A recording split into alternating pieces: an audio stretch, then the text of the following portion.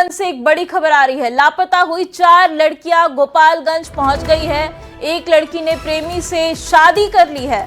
Police ने सभी लड़कियों को कोर्ट में पेश किया। शनिवार को कोचिंग के बाद ये चारों लड़कियां फरार हो गई थी। दिल्ली और लखनऊ में इनका लोकेशन ट्रेस किया गया था और पुलिस जांच में सभी लड़कियां नाबालिग निकली हैं। नगर थाना क्षेत्र का ये मामला बताया जा रहा है, जहां सभी फरार 4 लड़कियों को बरामद कर लिया गया है। और इस खबर पे ज्यादा जानकारी के साथ हमारे संवाददाता गोविंद भी जुड़ गए हैं। गोविंद, क्या पूरा मामला है? देखिए, नगर थाना क्षेत्र के सरिया और साधुचक मोहल्ले की ये सभी लड़कियां हैं और बीते शनिवार को कोचिंग करने के लिए घर से निकली थी और 9th क्लास की कोचिंग करने के बाद घर नहीं पहुंची थी। पर इन्होंने जब छानबीन किया तो लड़कियां सभी गायब मिली और इनके पास जो मोबाइल था वो बंद पाया गया और इसकी शिकायत नगर थाने में दी गई थी। पुलिस ने इस मामले को लेकर अपहरण का मामला मानते हुए FIR दर्ज किया था और लड़कियों की जो मोबाइल फोन थे उसके लोकेशन को ट्रेस किया गया। इसके बाद इनका लोकेशन दिल्ली और लखनऊ में मिला। पुलिस टीम दिल्ली और लखनऊ के लिए रवाना हुई और सभी लड़कियों को सकुशल इस वक्त गोपालगंज लाया जा रहा है। इसमें एक जो लड़की है वो शादी कर चुकी है, बताया जा रहा है कि प्रेम प्रसंग में उसने शादी की है। बाकी जो 3 लड़कियां हैं जिससे उस लड़की ने शादी की है, क्या वो भी नाबालिग है? उस लड़की के बारे में कुछ पता चला है कि क्या वो गोपालगंज का है, कहीं बाहर का है? देखिए, पुलिस ने जब जांच की तो पता चला कि लड़की जो है वो नाबालिग है, लेकिन जो लड़का है वो बालिग है। वो लड़का लखनऊ और दिल्ली में पढ़ाई कर रहा था और वहीं पर ये सभी लड़कियां घर से भाग कर गई थी। पूरे मामले की इस वक्त जांच चल रही है और पुलिस ने लड़की नाबालिग है उसकी सर्टिफिकेट की मांग किया है। साथ ही इन्हें मेडिकल जांच के साथ ही कोर्ट में प्रस्तुत किया जा रहा है ताकि यहाँ पर 164 का बयान हो सके। फिलहाल किसी गिरफ्तारी नहीं हो सकी है, लेकिन जो 4 लड़कियां हैं घर से भागी हुई थी, इनकी सकुशल तरीके से बरामदगी कर ली गई है और पुलिस इस वक्त पूरे मामले की जांच में जुटी हुई है और परिजनों को भी इसकी सूचना दे दी गई है। जी, बहुत बहुत शुक्रिया गोविंद आपका इस जानकारी के लिए। तो देखिए, बड़ी खबर है गोपालगंज से, जहां 4 लड़कियां जो फरार हुई थी उन्हें बरामद कर लिया गया है और अब पुलिस आगे की कार्रवाई में जुटी हुई है। और देखिए, वैशाली से कानून के शिकंजे की एक बड़ी तस्वीर सामने आई है। सराय और लालगंज थाना क्षेत्र की संयुक्त पुलिस टीम ढोल नगाड़े और माइकिंग के साथ आरोपी के घर पहुंची और न्यायालय के आदेश पर इश्तेहार चस्पा किया और आत्मसमर्पण की चेतावनी दी है।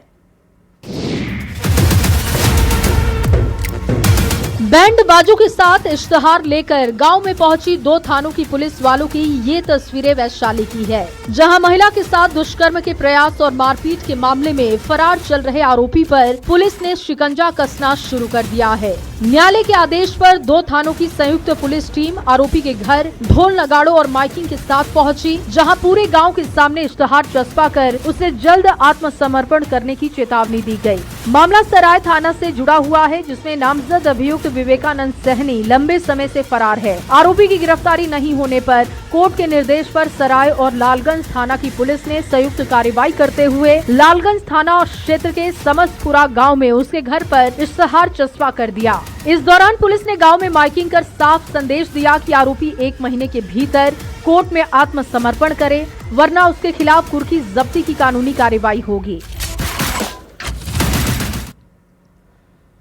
भागलपुर से खाकी वर्दी में महिला जवानों का रील्स वायरल हो रहा है। नदी किनारे महिला सिपाही रील्स बनाती हुई दिखाई दे रही है, जिस पर लोग अब सवाल खड़े करने लगे हैं।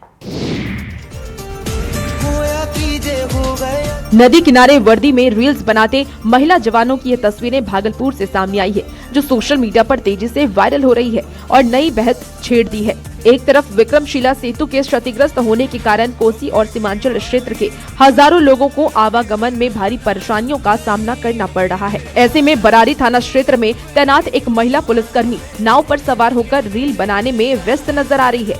वीडियो सामने आने के बाद लोग सवाल उठा रहे हैं कि आखिर जब आम जनता मुश्किलों से जूझ रही है, तब ड्यूटी के दौरान इस तरह की गतिविधियां कितनी उचित है। हालांकि ये भी साफ कर दें कि वायरल वीडियो की पुष्टि नहीं हुई है और वीडियो में दिखाई दे रही परिस्थितियों की आधिकारिक जानकारी अभी सामने नहीं आई है। ऐसे में सवाल ये है कि क्या वर्दी में रहते हुए सोशल मीडिया कंटेंट बनाना सेवा नियमों के अनुरूप है? फिलहाल वीडियो तेजी से वायरल हो रहा है और लोग जांच रिपोर्ट का इंतजार कर रहे हैं।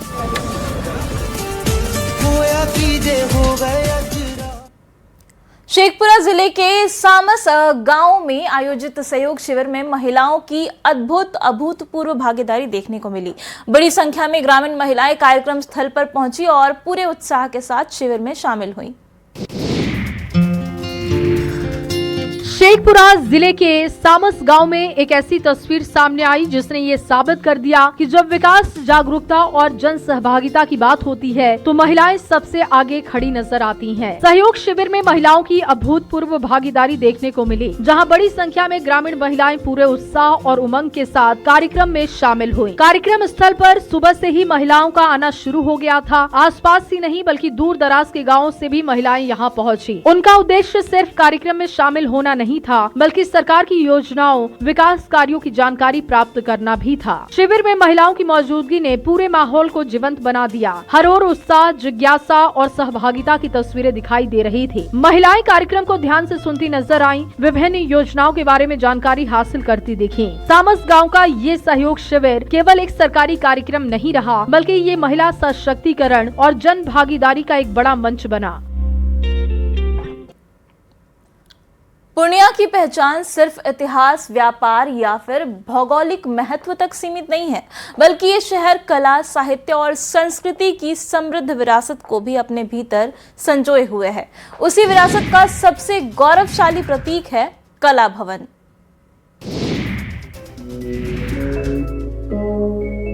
ये है पूर्णिया का ऐतिहासिक कला भवन, जो आज किसी धरोहर से कम नहीं माना जाता। कचहरी से थाना चौक जाने वाली सड़क किनारे स्थित ये भवन 1955 में स्थापित किया गया था। इसकी परिकल्पना प्रसिद्ध साहित्यकार और बिहार विधानसभा के पूर्व अध्यक्ष डॉक्टर लक्ष्मी नारायण सुधांशु ने की थी, जबकि स्थानीय जमींदार रघुवंश नारायण सिंह ने इसके लिए करीब 2 एकड़ 84 डेसिमल जमीन दान में दी थी। पिछले 7 दशकों से ये कला भवन कोसी सीमांचल क्षेत्र में साहित्य, संगीत, नाटक, चित्रकला और लोक संस्कृति का प्रमुख केंद्र बना हुआ है। इस मंच ने न केवल लोकल प्रतिभाओं को मौका दिया बल्कि सैकड़ों कलाकारों को राष्ट्रीय स्तर तक पहचान दिलाने में भी अहम भूमिका निभाई है। इस भवन की खासियत ये है कि यहाँ हिंदी साहित्य के कई दिग्गजों की मौजूदगी दर्ज है। शिव पूजन सहाय, बाबा नागा अर्जुन, रामधारी सिंह दिनकर और फणीश्वर नाथ रेणु जैसे महान साहित्यकार इस मंच की शोभा बढ़ा चुके हैं। आज भी कला भवन नई प्रतिभाओं के लिए उम्मीद का मंच बना हुआ है।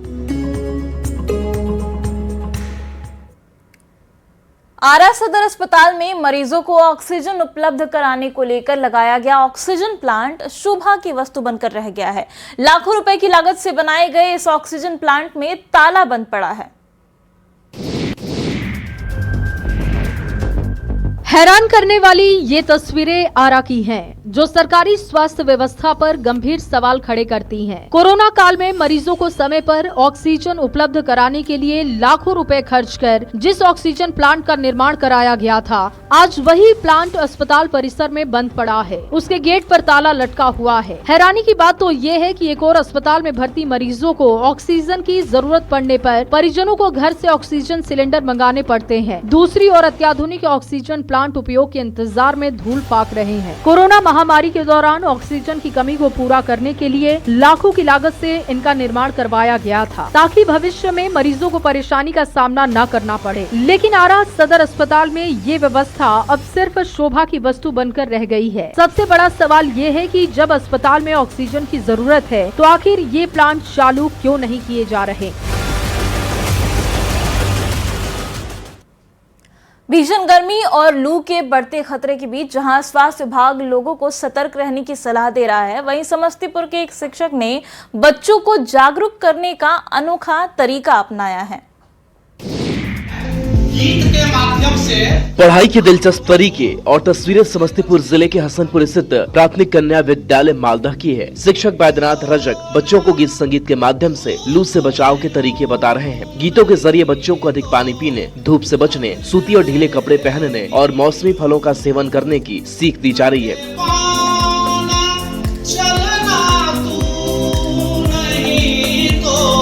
शिक्षक बैद्यनाथ रजक का कहना है कि बच्चे खेल और संगीत के माध्यम से चीजों को जल्दी सीखते हैं, इसलिए शिक्षा और जागरूकता को इसी रूप में प्रस्तुत किया जा रहा है। यह पहला मौका नहीं है जब उनकी नवाचार चर्चा में आया हो। इससे पहले भी वे चमकी बुखार से बचाव, आपदा प्रबंधन, हिंदी अंग्रेजी शिक्षा, नियमित विद्यालय आने और किताबों से दोस्ती जैसे विषयों पर गीतों के जरिए बच्चों को शिक्षित कर चुके हैं। उनके इस प्रयास की सराहना शिक्षा विभाग, अभिभावकों और स्थानीय लोग भी कर रहे हैं। शिक्षा को रोचक और प्रभावी बनाने का यह मॉडल अब दूसरे शिक्षकों के लिए भी प्रेरणा बनता जा रहा है।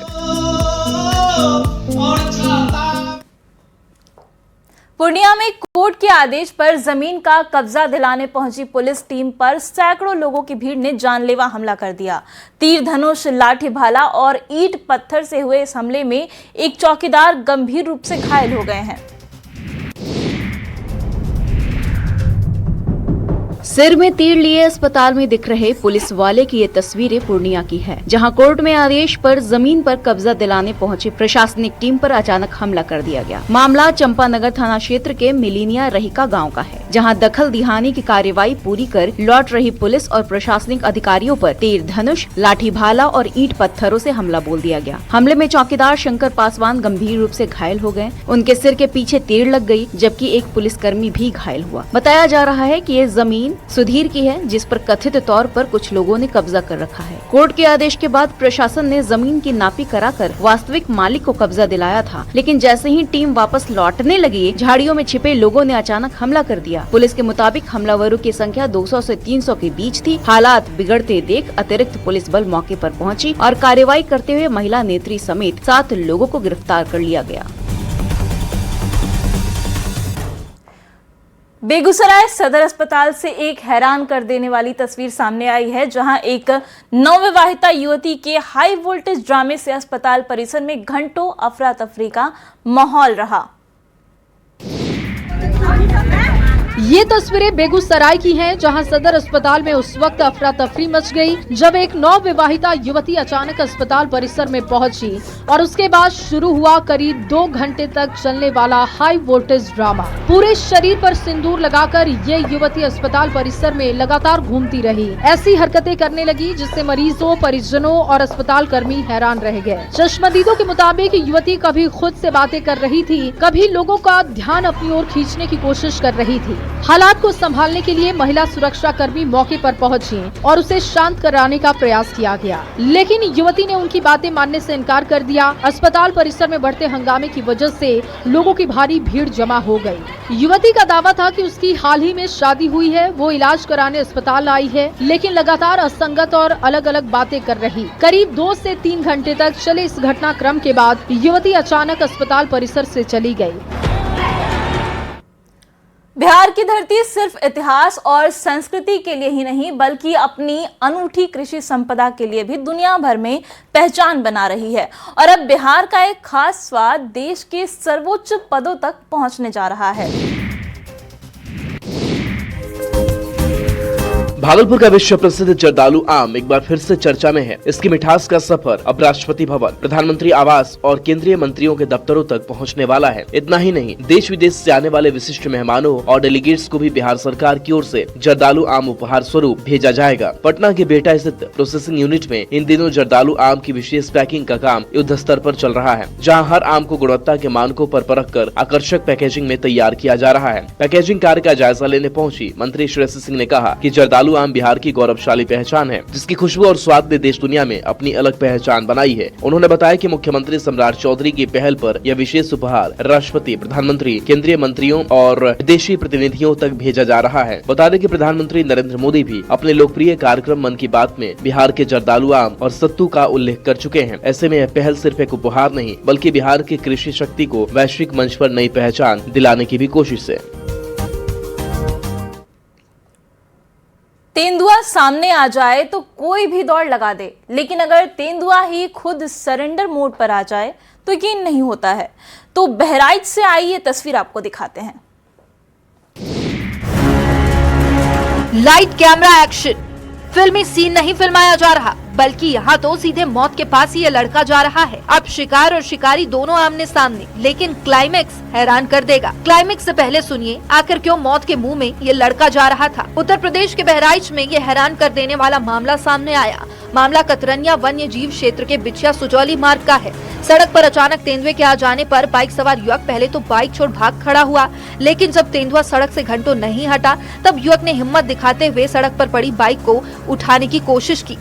भाई बाइक जरूरी है या लाइफ? बाइक तेंदुआ के पास सड़क पर पड़ी थी। युवक जैसे बाइक की तरफ बढ़ा तो क्लाइमेक्स में युवक की हिम्मत देख तेंदुआ जंगल की तरफ भाग गया। युवक ने गाड़ी उठाई और चला गया। पूरी घटना का वीडियो सोशल मीडिया पे वायरल हुआ है।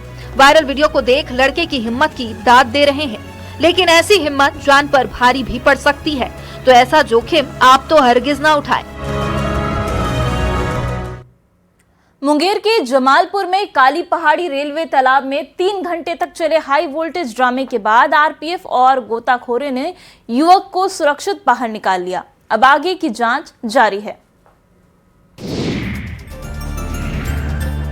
रेस्क्यू किए लाइव तस्वीरें मुंगेर जिले के जमालपुर की है, जहां काली पहाड़ी रेलवे फिल्टर वाटर वर्क्स तालाब में करीब 3 घंटे तक एक युवक पानी में डुबकी लगाकर छिपा रहा। इस दौरान इलाके में अफरा तफरी का माहौल बन गया और किसी बड़े हादसे की आशंका से प्रशासन हरकत में आ गया। जानकारी के मुताबिक करीब 20 साल का युवक ईस्ट कॉलोनी क्षेत्र के एक मकान में घुस गया। स्थानीय लोगों ने उसे चोर समझकर पकड़ लिया और उसकी पिटाई कर दी। किसी तरह वहां से बचकर युवक काली पहाड़ी रेलवे फिल्टर वाटर वर्क्स परिसर पहुंचा और पीछा कर रहे लोगों से बचने के लिए तालाब में कूद गया। प्रत्यक्षदर्शियों के मुताबिक युवक लगातार पानी में डुबकी लगाकर खुद को छिपाता रहा, जिससे मौके पर मौजूद कर्मचारियों को डूबने की आशंका हुई। उसके बाद तुरंत आरपीएफ और रेलवे प्रशासन को सूचना दी गई। जानकारी मिलते ही आरपीएफ टीम मौके पर पहुंची और जिला स्तर से गोताखोरों को भी बुलाया। रेस्क्यू ऑपरेशन चलाया गया और कड़ी मशक्कत के बाद युवक को सुरक्षित तालाब से बाहर निकाला गया।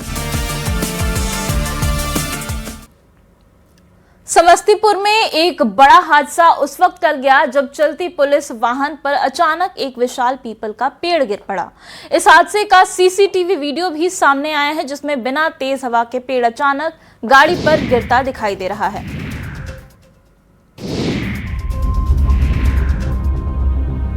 सीसीटीवी कैमरे में कैद हैरान करने वाली तस्वीरें समस्तीपुर की है, जहां एक बड़ा हादसा होते होते टल गया। कुछ सेकंड की दूरी और नतीजा बेहद भयावह हो सकता था, लेकिन किस्मत ने साथ दिया और कई जिंदगियां बच गई। मुसरी घरारी थाना क्षेत्र के समस्तीपुर पटोरी मुख्य मार्ग पर उस वक्त अफरा तफरी मच गई जब सड़क किनारे खड़ा सालों पुराना एक विशाल पीपल का पेड़ अचानक भरभराकर उत्पाद विभाग की चलती गाड़ी पर गिर पड़ा। गाड़ी में उत्पाद विभाग के पुलिस पदाधिकारी, सशस्त्र बल के जवान, चालक और न्यायालय में पेशी के लिए ले जाए जा रहे 2 कैदी सवार थे। हादसे की भयावहता का अंदाजा इसी बात से लगाया जा सकता है कि पेड़ गिरते ही वाहन बुरी तरह क्षतिग्रस्त हो गया, लेकिन राहत की बात यह रही कि वाहन में सवार सभी लोग बाल बाल बच गए। स्थानीय लोग तुरंत मौके पर पहुंचे और कड़ी मशक्कत के बाद वाहन में फंसे लोगों को सुरक्षित बाहर निकाला। घटना के बाद समस्तीपुर पटोरी मुख्य मार्ग पर यातायात पूरी तरह से ठप हो गया। सड़क के दोनों ओर वाहनों की लंबी कतारें लग गयी और लोगों को भारी परेशानी का सामना करना पड़ा। वहीं जानकारी मिलते ही मुसरी घरारी थाना पुलिस मौके पर पहुंची और राहत बचाव कार्य शुरू किया।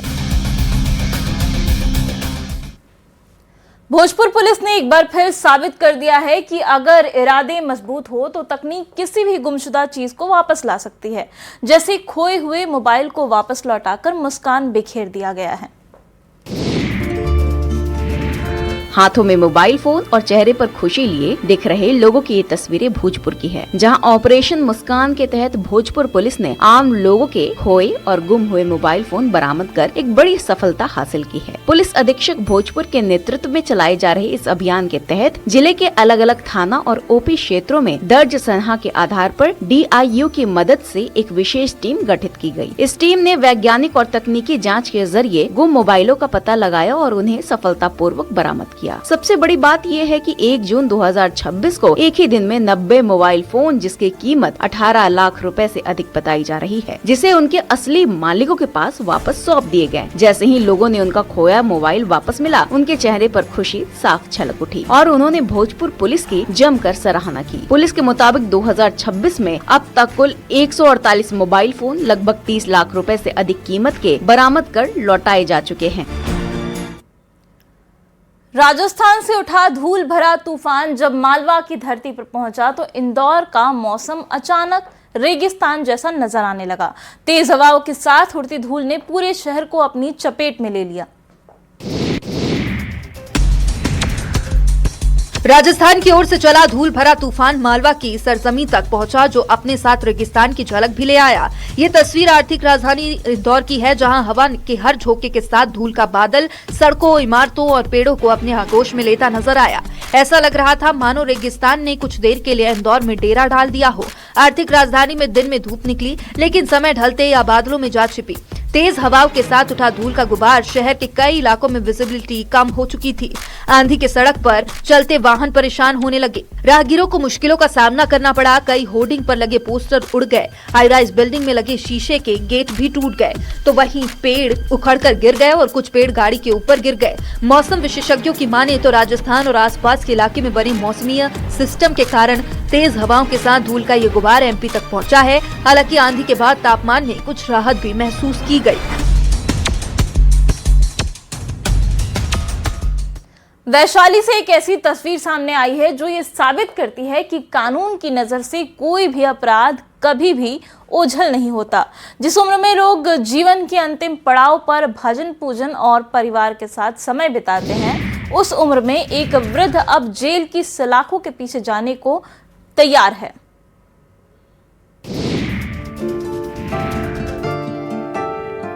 कहते हैं कानून के हाथ लंबे होते हैं और अपराध चाहे कितना भी पुराना क्यों न हो, इंसाफ का पहिया एक दिन जरूर घूमता है। वैशाली से आई यह तस्वीर उसी सच्चाई को बयां कर रही है। लोग जीवन के अंतिम पड़ाव पर शांति और भक्ति का सहारा लेते हैं। उस उम्र में एक बुजुर्ग व्यक्ति अदालत से दोषी करार होकर जो जेल जाने की तैयारी कर रहा है। शरीर इतना कमजोर कि चलने फिरने के लिए भी सहारे की जरूरत पड़ती है, लेकिन कानून के सामने उम्र की मजबूरी भी राहत नहीं दे सकी। मामला वैशाली जिले के राघोपुर प्रखंड के जुड़ावनपुर गाँव का है, जहाँ 1992 में हुए एक जानलेवा हमले के मामले में अदालत ने 34 साल बाद फैसला सुनाया है। उस समय आपसी विवाद में एक दंपति पर फायरिंग और जानलेवा हमला करने का आरोप लगा था। एक ही परिवार के 5 लोगों के खिलाफ मामला दर्ज हुआ था। समय बीतता गया, सुनवाई चलती रही और इस दौरान 4 आरोपियों की मौत हो गई, लेकिन एक आरोपी दीप राय उर्फ जिसा राय जिंदा रहा और आखिरकार अदालत ने उसे आईपीसी की अलग अलग धाराओं और आर्म्स एक्ट के तहत दोषी करार दे दिया। अब अदालत मंगलवार को सजा का ऐलान करेगी। ऐसे में कानून का पालन करना जरूरी है।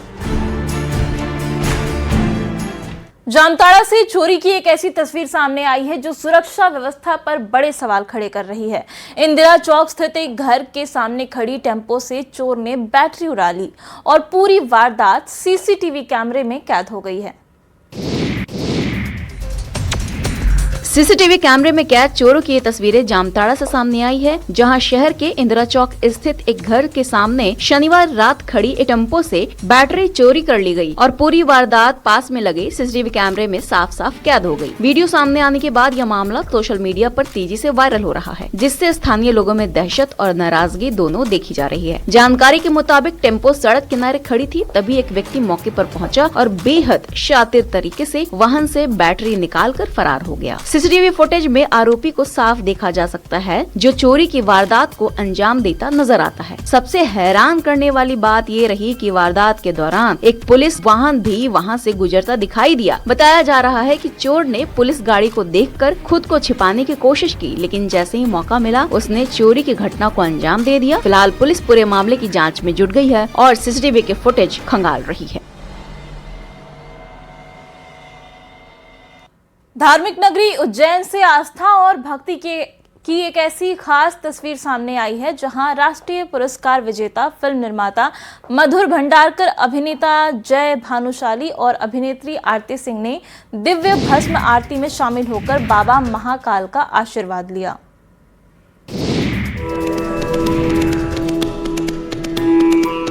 धार्मिक नगरी उज्जैन में विश्व प्रसिद्ध ज्योतिर्लिंग भगवान महाकालेश्वर के दरबार में फिल्मी सितारों ने हाजिरी लगाई है। प्रसिद्ध फिल्म निर्माता और राष्ट्रीय पुरस्कार विजेता मधुर भंडारकर बाबा महाकाल की दिव्य भस्म आरती में शामिल हुए। मधुर भंडारकर के साथ ही मशहूर टीवी और फिल्म अभिनेता जय भानुशाली और अभिनेत्री आरती सिंह ने भी भस्म आरती के दर्शन कर बाबा महाकाल का आशीर्वाद लिया। तीनों श्रद्धालु तड़के करीब 3 बजे भस्म आरती में शामिल होने के लिए मंदिर पहुँचे। उन्होंने नंदी हॉल में बैठकर भगवान महाकाल की भस्म आरती के दर्शन किए। इस दौरान भी महाकाल भक्ति में लीन नजर आए। करीब 2 घंटे तक आरती में शामिल रहने के बाद उन्होंने नंदी जी का पूजन अभिषेक किया और नंदी के कान में अपनी मनोकामना कही। मधुर भंडारकर ने कहा, मैं पिछले 20 सालों से महाकाल मंदिर दर्शन के लिए आ रहा हूं। हमेशा की तरह इस बार भी बहुत अच्छा लगा। आज बाबा महाकाल का आशीर्वाद प्राप्त किया। मंदिर समिति द्वारा की गई व्यवस्थाएं भी बहुत अच्छी थी।